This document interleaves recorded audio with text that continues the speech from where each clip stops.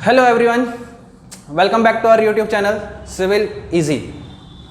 आज का जो हमारा वीडियो है वो रिलेटेड है हमारे एग्जाम एमपीपीएससी एई से। उन लोगों के लिए है ये वीडियो जिन लोगों ने हमारा एमपीपीएससी एई का फॉर्म फिलअप किया था और जिनका एग्जाम हमारा 14 नवंबर को है। ठीक है, किस एग्जाम के बारे में बात करने वाले हैं हम? एमपीपीएससी एई। ठीक है, इस एग्जाम के बारे में बात करेंगे। वैसे अपने चैनल में मैक्सिमम जो लोग हैं वो सारे के सारे एमपीपीएससी एई की तैयारी करने वाले या व्यापम सब इंजीनियर की तैयारी करने वाले लोग ही हैं, है ना। तो यदि हम बात करते हैं हमारा जो ये एमपीपीएससी एई का जो एग्जाम है, इसकी एग्जाम डेट क्या थी?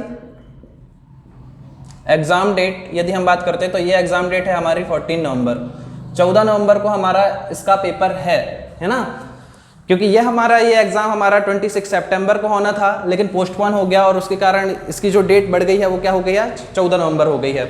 लेकिन अभी भी बहुत सारे लोगों के मन में ये डाउट आ रहा है कि ये एग्जाम 14 नवंबर को होगा या नहीं होगा। तो इस कारण से लोग डिमोटिवेट हो चुके हैं, है ना। पढ़ाई जिस हिसाब से करनी चाहिए वो उस एनर्जी के साथ पढ़ाई नहीं कर पा रहे हैं, क्योंकि उनके मन में कहीं ना कहीं, क्योंकि इतने बार हमारा ये एग्जाम पोस्टपोन हुआ है ना। पहले तो नोटिफिकेशन आने में इतना लेट लतीफ हुआ, फिर नोटिफिकेशन आने के बाद एग्जाम डेट बढ़ती जा रही है। तो बहुत सारे लोगों के मन पे ये आ गया है कि हो सकता है कि एग्जाम हमारा 14 नवंबर को भी ना हो, है ना। तो बहुत सारे लोग ऐसे हैं जिनने पढ़ाई की है, बहुत पहले से पढ़ाई करते आ रहे हैं, लेकिन बार बार एग्जाम डेट पोस्टपोन होने के कारण पढ़ाई जो है उनकी स्लो हो चुकी है ना। तो मैं आपको बता दूं कि आपका जो एग्जाम है ये 14 नवंबर को होने के पूरे चांस हैं। अगर आपने इतने दिन से पढ़ाई की हुई है और यदि आप अभी पढ़ाई नहीं कर रहे हैं तो आपकी सारी मेहनत क्या हो जाएगी? वेस्ट हो जाएगी। यदि आज से काउंटिंग करते हो तो आपके पास, यदि हम बात करें तो सिर्फ हमारे पास, आपको डिमोटिवेट नहीं होना है ना। आपको क्या करना है, जो लोग मन लगा के पढ़ाई कर रहे हैं, डेली क्वेश्चन प्रैक्टिस कर रहे हैं, है ना, उनके लिए तो ठीक है।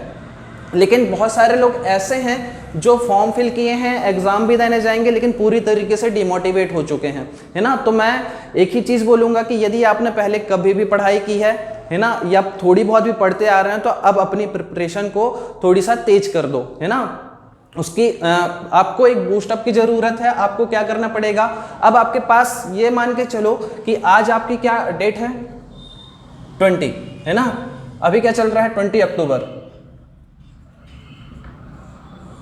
ठीक है, यदि आप बात करते हैं कि हमारा एग्जाम 14 नवंबर को हुआ, है ना, और जो कि यदि कैलेंडर में या आपको डेट जो मेंशन की हुई है, यदि उसकी डेट 14 नवंबर है तो आप ये मान के चलो कि आपका एग्जाम 14 नवंबर को होगा, है ना।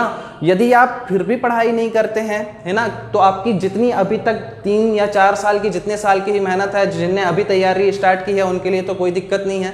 लेकिन जो 3-4 साल से तैयारी करते आ रहे हैं जो लोग, है ना, वो कहीं ना कहीं डेट बार बार पोस्टपोन होने के कारण डिमोटिवेट हो चुके हैं और उनका मन पढ़ाई में नहीं लग रहा है।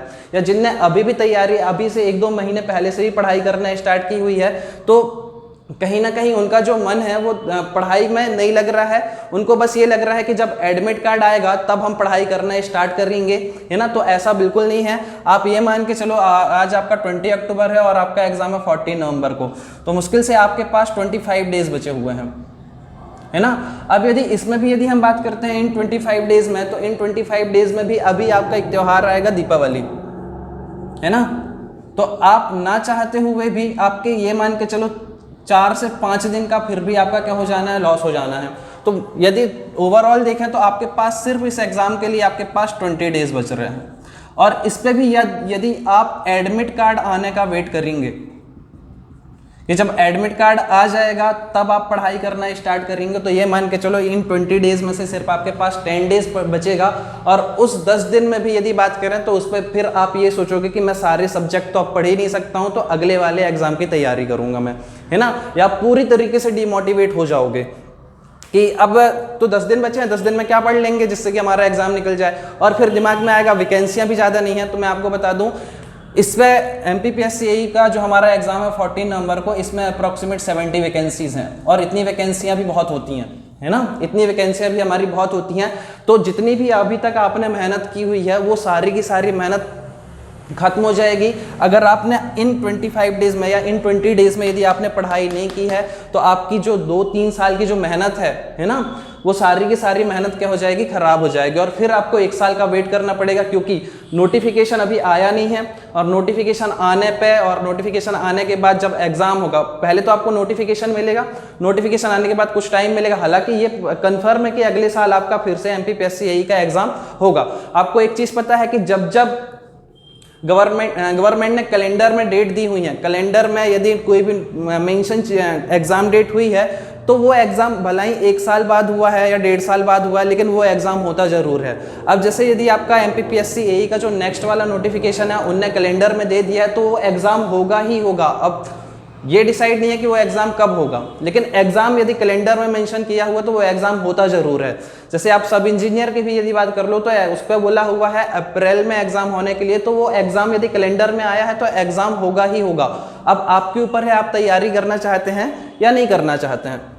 तो अभी जिन लोगों ने ये फॉर्म फिल किया था, जिनका एग्जाम 14 नवंबर को है, उनके लिए मैं बता दूं कि आपके पास सिर्फ और सिर्फ 20 डेज बचे हुए हैं। अब आप इन 20 डेज में भी घबराना बिल्कुल नहीं है। आपने जो भी पढ़ा है सिर्फ उस चीज को क्या करना है, रिवाइज करना है, नहीं तो आपकी पूरी अभी तक की पूरी मेहनत चली जाएगी, फिर आपको 1 साल का वेट करना पड़ेगा।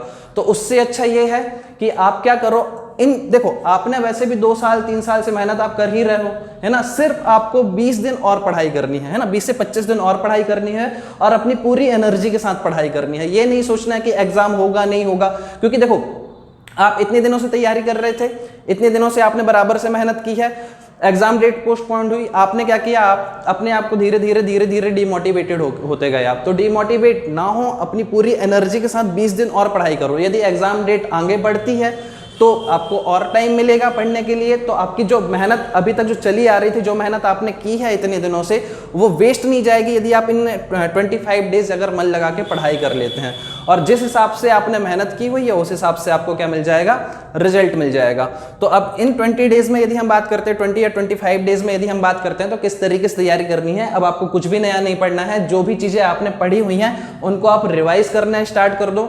आपने जहां से भी जो भी चीज पढ़ी है, आप अब कुछ भी नहीं एक्स्ट्रा पढ़ने की जरूरत नहीं है, क्योंकि बहुत टाइम मिल गया है आपको, जितना पढ़ना था आप पढ़ चुके हो, है ना। तो आपको सिर्फ क्या करना है, आप फिर से नए तरीके से चीजों को रिवाइज करना स्टार्ट कर दो।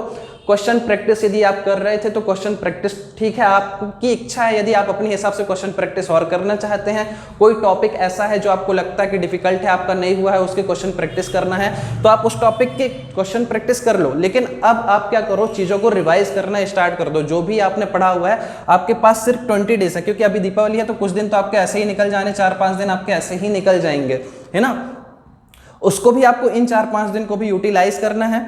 यदि हम बात करते हैं इन 20 डेज में, तो आपको सिर्फ चीज़ों को क्या करना है, रिवाइज करना है। आपको ही पता है वैकेंसियाँ इतनी हैं और ये अभी मौका मिला है, आप यदि ये वाला एग्जाम क्रैक करते हैं तो आपको जल्द से जल्द जॉब मिल जाएगी। नहीं तो आप ये मान के चलो अगला नोटिफिकेशन और अगला एग्जाम फिर से बराबर से आपको उतनी ही मेहनत लग जानी है। तो उससे अच्छा ये है, उतना वेट करने से अच्छा ये है आप अभी के 25 दिन आप क्या कर लो, एग्जाम की तैयारी मन लगाकर कर लो, ठीक है। अब इन 25 डेज में आपको क्या करना है, जो भी टेक्निकल आपने पढ़ा है ना, उसको सिर्फ और सिर्फ रिवाइज करना है ना, उसको सिर्फ और सिर्फ रिवाइज करना है। और अभी तक आपने एमपी पढ़ लिया होगा जितना भी आपको पढ़ना था, है ना। अब एमपी के भी आप या तो क्या करो, क्वेश्चन प्रैक्टिस स्टार्ट, क्वेश्चन तो आप साथ में लगा ही रहे थे, अब आपको क्या करना है, क्वेश्चंस यदि आप लगा रहे थे तो क्वेश्चन ना लगाकर आप क्या कर सकते हो, चीज़ों को रिवाइज कर सकते हो। और रिवीजन के साथ साथ अब यहाँ पर एमपी से रिलेटेड जो भी है उसका करंट अफेयर पढ़ना आप क्या कर दो, स्टार्ट कर दो। करंट अफेयर आपको पढ़ना स्टार्ट कर देना चाहिए, है ना, क्योंकि आपको पता है एमपी आपका 35 क्वेश्चन आएंगे आपके एमपी के, है ना, और आपके 5 क्वेश्चन आएंगे इंफॉर्मेशन टेक्नोलॉजी से, और आपके जो 10 क्वेश्चन आएंगे वो करंट अफेयर से आएंगे। अब जो करंट अफेयर से जो क्वेश्चन आएंगे उस पर भी ये मान के चलो, उस पर से जो करंट अफेयर के क्वेश्चन होंगे उसमें से कुछ क्वेश्चन तो एमपी के करंट अफेयर के ही होंगे, है ना। तो आपको यहाँ पर टेक्निकल को तो रिवाइज करना है और जो डिफिकल्ट वाले कॉन्सेप्ट हैं उनको भी पढ़ना है ना, और साथ में चीज़ों को अब रिवीजन करते जाना है। अगर आपने सही तरीके से इन 25 दिन को यूज़ कर लिया, इन 20 डेज को यूज़ कर लिया, तो आपको आने वाले 1 साल मेहनत नहीं करनी पड़ेगी। और यदि आप डिमोटिवेटेड हो गए, एडमिट कार्ड का वेट करते रहेंगे, तो ये मान के चलो आपके ये 20 दिन भी निकल जाएंगे और आप पढ़ाई नहीं करोगे तो आपको ये मान के चलो अगले फिर 1 साल का वेट करना पड़ेगा। तो उससे अच्छा ये है, 1 साल से अच्छा, 1 साल मेहनत करने से अच्छा ये है कि अभी 25 दिन मन लगाकर पढ़ाई कर लो, है ना। तो बेस्ट ऑफ लक, मन लगाकर पढ़ाई करते रहो। और जो आपकी इरिगेशन की सीरीज चल रही थी, है ना, उस पर हम देखते हैं, जैसे जैसे टाइम मिलता है मैं वीडियो आपके डालते जाऊंगा इरिगेशन के, है ना। नहीं तो आपके पास जो भी मटेरियल, जो भी कंटेंट अवेलेबल है, आप उस पर से ही पढ़ सकते हो। और जितना मैंने कवर करा दिया है, आप उससे भी आप क्या कर सकते हो, जल्दी से आप इरिगेशन को रिवाइज कर सकते हो। साथ में यदि हम बात करते हैं, जैसे सॉइल है, सॉइल की फर्स्ट यूनिट मैंने पूरी कंप्लीट करा दी है विथ क्वेश्चन प्रैक्टिस, ठीक है। अच्छा, यदि आपको वीडियो से नहीं पढ़ना तो भी कोई दिक्कत नहीं है, आप अपना कंटेंट उठाओ, जहाँ से भी अभी तक आप पढ़ रहे थे उसको उठाओ और उस पर से मन लगाकर पढ़ाई करो, ठीक है। और एमपी का अब मैं बोल रहा हूँ करंट अफेयर भी पढ़ना स्टार्ट कर दो। यदि आपने आईटी वगैरह पढ़ा है तो उसको भी सारी चीज़ों को रिवीजन करना स्टार्ट कर दो। सिर्फ आपके पास 20 दिन बचे हुए हैं, मन लगाकर पढ़ाई करो और कोशिश करो कि आपका यही वाला एग्जाम जो है क्रैक हो जाना चाहिए। और ये चीज़ अपने मन से बिल्कुल निकाल दो, एग्जाम होगा नहीं होगा या एग्जाम पोस्टपोन होगा तो कब होगा, आप बिल्कुल चीज़ें निकाल दो मन से। और मन लगा के आपके दिमाग में सिर्फ एक ही डेट दिखनी चाहिए, 14 नवंबर, है ना। इस तारीख को आपका एग्जाम होगा, ये मान के चलो, बिल्कुल श्योर है, मतलब 90% चांस है कि आपका एग्जाम, क्योंकि इसी के कारण ही कंपटीशन कम है। जो लोग मन लगाकर तैयारी कर जाएंगे उस, है ना, जो लोग, देखो पोस्टपोन होने के कारण से आपके साथ बस दिक्कत नहीं है, सभी लोगों के साथ दिक्कत है कि सारे लोग यही सोच रहे हैं। इसके कारण इसका कट ऑफ भी देखना, जब कट ऑफ जाएगा तो कम जाएगा, क्योंकि बहुत कम लोग ऐसे हैं कि जो सेल्फ मोटिवेटेड रह पाते हैं, है ना, और मन लगाकर पढ़ाई कर पाते हैं। तो अगर आपने अभी 25 दिन मन लगाकर पढ़ाई कर ली विथ क्वेश्चन प्रैक्टिस, तो ये मान के चलो आपको ये 70 वैकेंसी ऐसी नहीं लगेंगी कि बहुत कम वैकेंसियां थी। आपको ये लगेगा आपको एक वैकेंसी चाहिए, आप इजीली क्या कर सकते हो, एक वैकेंसी आप निकाल के ले जाओगे यदि आपने मन लगाकर। अब यदि आपने पहले से पढ़ाई की हुई है और आपने मन लगाकर इन 20 डेज को यूज़ कर लिया तो आपका सिलेक्शन श्योर है, ठीक है। मन लगाकर पढ़ाई करते रहो और यदि कोई भी दिक्कत आती है कमेंट सेक्शन में बता सकते हैं, है ना, और इस नंबर पर कॉल कर सकते हैं। एक चीज़ और बता दूं, जिन लोगों ने अभी तैयारी स्टार्ट की है ना, जिन लोगों ने अभी तैयारी स्टार्ट की है या जिनको नेक्स्ट वाले MPPSC AE के लिए तैयारी करनी है, क्योंकि कैलेंडर में यदि मेंशन है तो एग्जाम तो होगा ही होगा, और ऐसे ही सब इंजीनियर का एग्जाम भी होगा। तो हमारा नया बैच जो है वो स्टार्ट हो चुका है, MP सब इंजीनियर का भी और MPPSC AE का भी। तो जिसको भी इंफॉर्मेशन चाहिए है वो इस नंबर पर कॉल कर सकता है और बात कर सकता है, ठीक है। मन लगाकर पढ़ाई करते रहो।